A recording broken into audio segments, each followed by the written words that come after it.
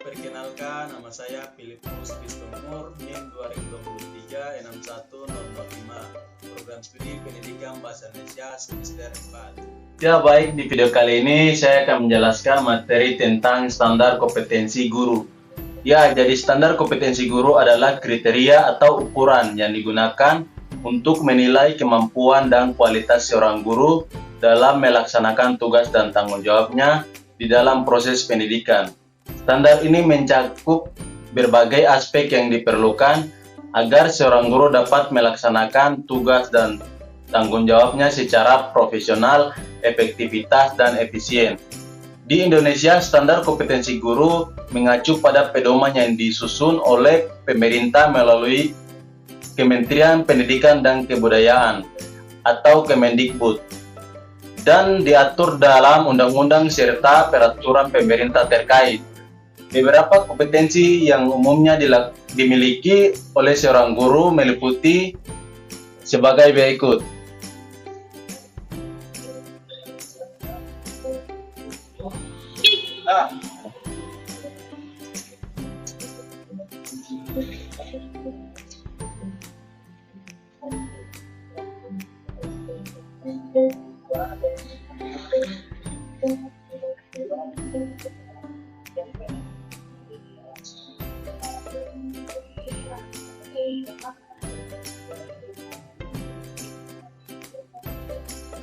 Kompetensi pedagogik meliputi kemampuan guru dalam memahami peserta didik, merencanakan dan melaksanakan pembelajaran, serta mengevaluasi hasil belajar.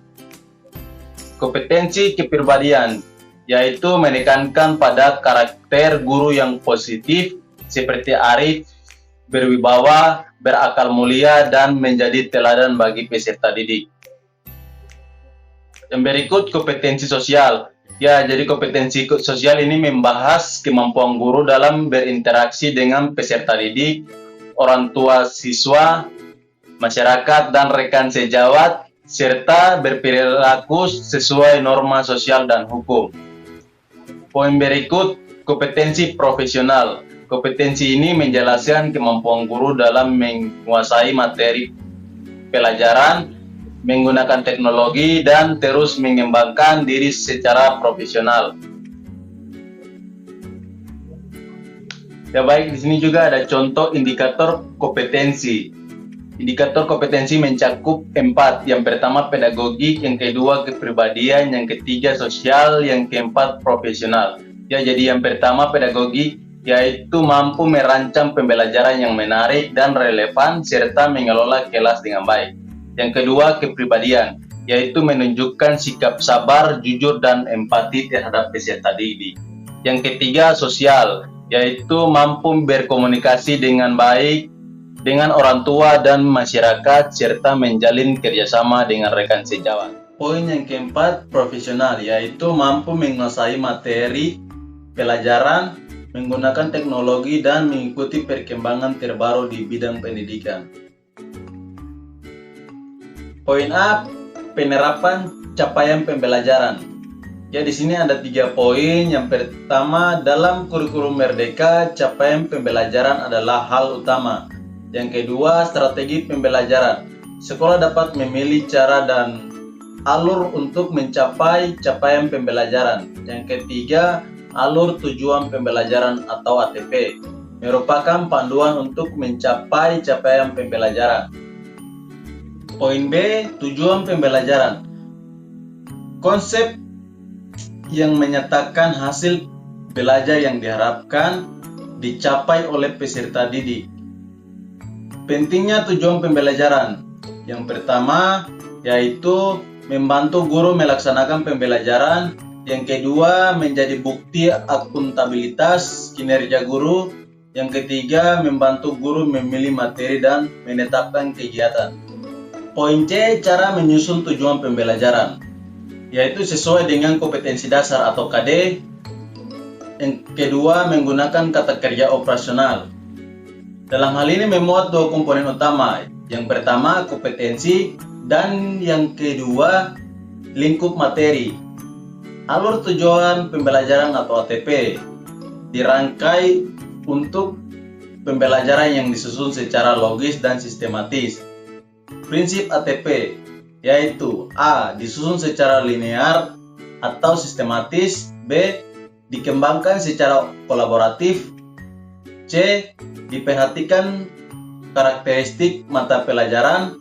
D. Tuntas dalam satu fase. Poin D.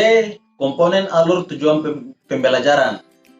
Di sini ada 3 komponen. Yang pertama kompetensi, yang kedua konten, yang ketiga variasi.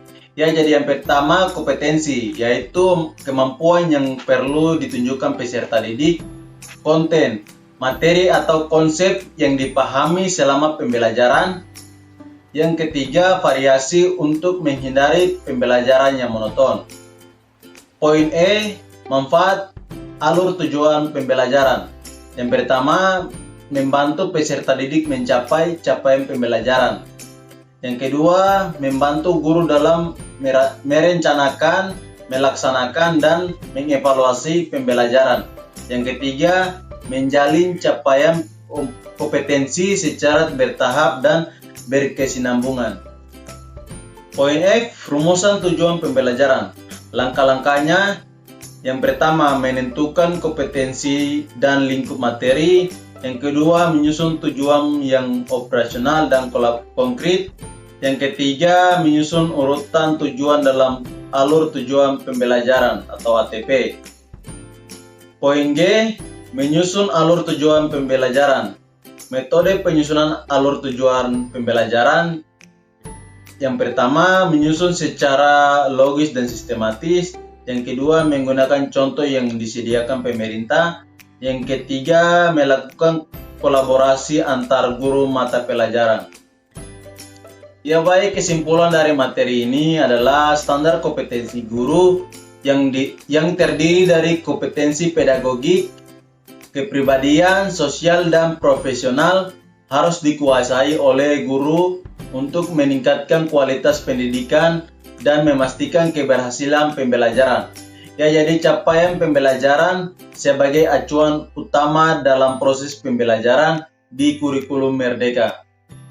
Ya baik, itu saja materi yang dapat saya bagikan. Semoga materi yang saya bagikan ini dapat bermanfaat bagi kita semua. Sekian dan terima kasih.